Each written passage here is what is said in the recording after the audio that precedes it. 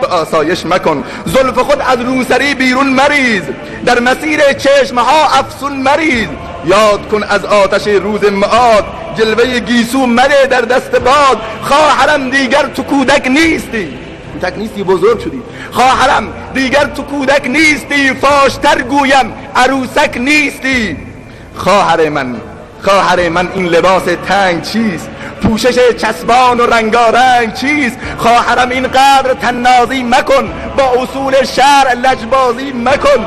خواهرم ای عاشق دین مبین، یک نظر ازواج پیغمبر ببین، یک لحظه به ازواج پیغمبر نگاه بکن. متاسفانه امروز این مسائل نیست سروران عزیز. جوانان را بگذار به جای خودش که امروز پیرزنها برداشتن. آی مردم این بدبختی را به کجا ببریم؟ ببر.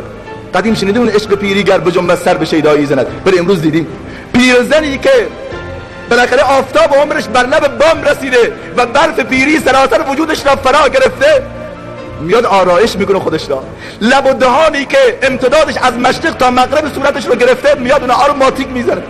چشمان از حلق بیرون آمدهش تا مداد چشم میکنه، پشت چشمانشون مثل چشمان بلا نسبت قورباغه ثبت میکنه.